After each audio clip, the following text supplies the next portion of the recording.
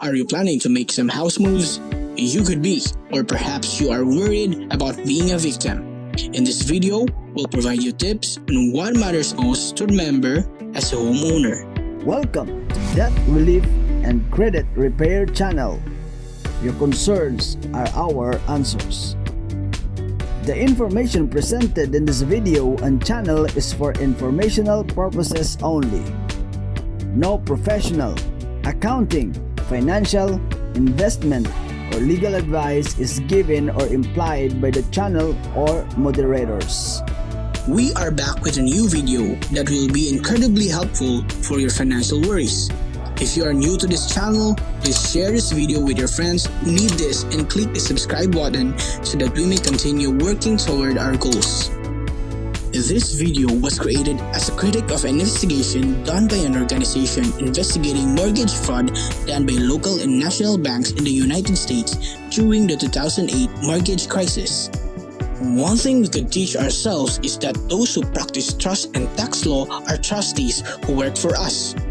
Loans do not exist. Instead, each of these are investment or securities that carry a tax liability for the trustee. The beneficiary, not the trustees, are us. That includes anyone who claims to be lending you money or offering you a service. This brings up the effective 1099-A form. Do you currently have a legal battle with dishonest banks to contend with? However, you really have one of the 1099-As in your possession and control that you were able to receive from the Internal Revenue Service. You must be extremely fortunate. If you have no experience in accounting, don't be bothered.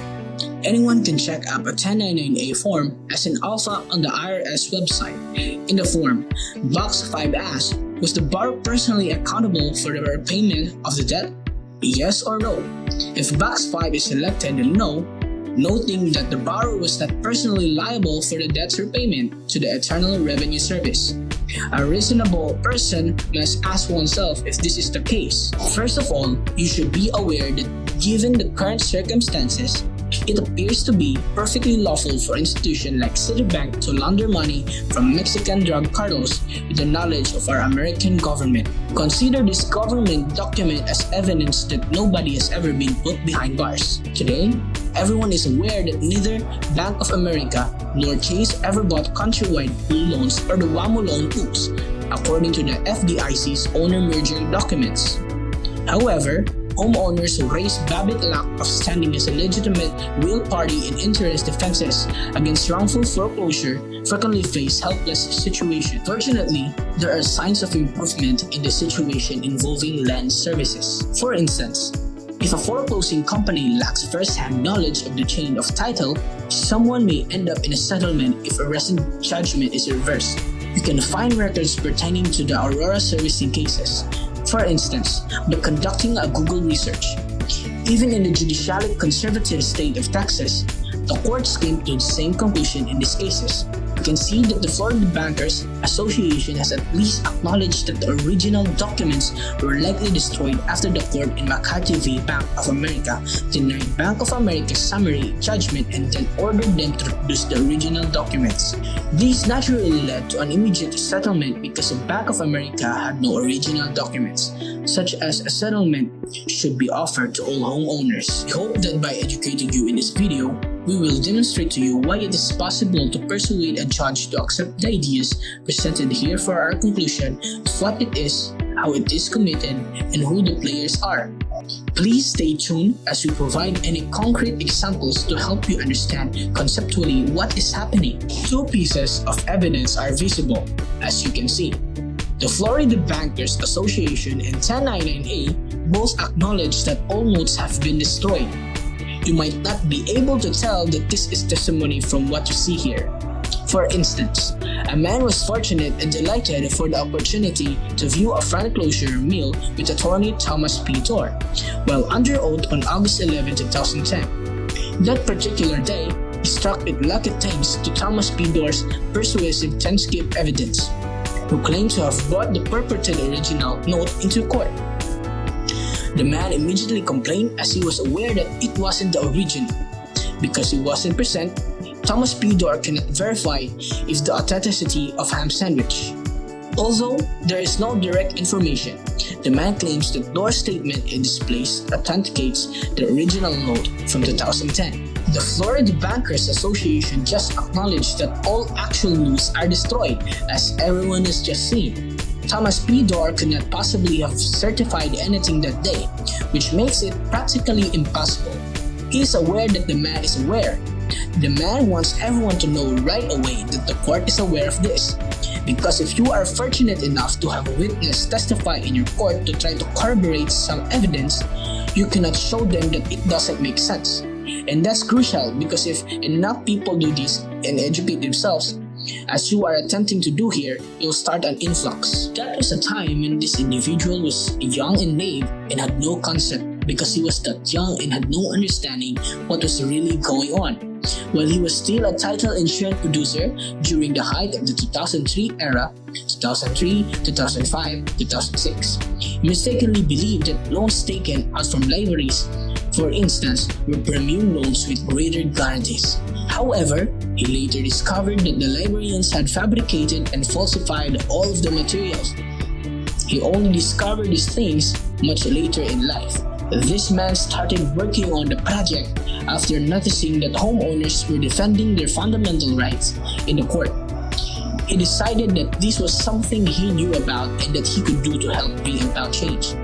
He brought his background as a journalist, having written for medium-sized newspaper and edited them. However, he chose to bring both his legal expertise and his depth of knowledge as a thoughtful journalist to this situation. Great! In any case, you are aware of how terrible these circumstances are, and Judge Norman, who I think has connection to Thomas P. Door, a lawyer for foreclosure mills. Judge Wilner and the committee are being insulted by the statement, "Alma Mater couldn't care less about these matters." You will see financial in this leads to house it committed and wonder how it wasn't foreclosure committed by submitting forged documents to the court that were either copies of the original or the true originals. Some of you in this group of various spirits might already be aware of this, but there was a woman who served as the former president of Doc X, the major document mill that provided all the first paperwork to the front closing mills. She acknowledged to forging, inventing, and falsifying over 1 million documents, which translates to possibly 10 times that many while it cost her to be detained. She had to answer for who that lawyer was and what he did with that fact, which caused doubt on the fairness of the Baltimore District Court. To this degree, the man delivered Mickey Norman a courtesy copy of a motion to dismiss on behalf of MIT Bank, who then turned around and flat out lied about the intention to focus the objective of Emergency Rule 14207, one that was partially spread by that individual.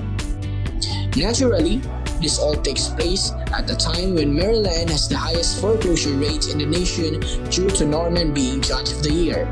All of this occurs while they and other law clerks are conducting research. In this instance, the homeowner, the agency, and I are all intended to confront the significant issues that thousands of tainted deeds of trust exist across the state. It is a widespread issue. Due to these issues, people are looking up and cases are being dismissed, as you can see here in the original, because they never produced the original. I couldn't not it. We always create original man works. I want to demonstrate this to you. When we refer to an original, we mean that you individuals up here are attempting to pressure the jeweler to allow you to analyze the signature in court or at a mutually convenient location, since they produce phony original once more. Is it going to go earlier? In the light of the fact that theoretically, Don A could really foreclose on you today. This is the issue I'm bringing up while you are talking about it and what we are here to discuss. You may pay them off, have another make it show up the following day with your purported original note, and then worry. I've had it happen. Ladies and gentlemen, don't minimize how severe this problem is. Please be reminded that we are aware of Bank of America's patent for a method of securing connections and effectively profiting from your unsuccessful loan application. In order to fight for you using different strategies, such as quiet title actions, to put you on a stronger footing with the bank when you come to negotiate it. There's a network of attorneys or referral attorneys. Keep in mind that the 10990 ID is an original issue discount and lists the source of the cash and the recipient by way of the phrase, my OID. All of the notes are valid forms of payment because you and I provided the funding with our signature. Notes with a live wedding signature are usable money because there is no boner. Therefore, we are backing our dollar. This is fine in the narrow sense. However, you best have that original note on hand when you attempt to foreclose on someone. Judge Arthur Shack and many other present will confirm that the original mortgage and all assigns exist. The IRS was following any true OID because they took away your note. You would notice from my note that the issuer is not who they claim to be. We are the problems in this sense. They are the recipients of the trademark, so we only fight patents on their behalf. Perhaps Bank of America can clarify for us what significance a projected loan application holds, as well as why we will ever mention such a thing. It almost seems as though what they are doing is off balance. They do not reject a third party's application when it comes to the information. They must be valuable to someone, else they wouldn't be assembling and putting them together in the first place, as those are not applications that are now being sold as products. That is reasonable. A security measure. That's exactly accurate, and it also altered your perspective on paper money.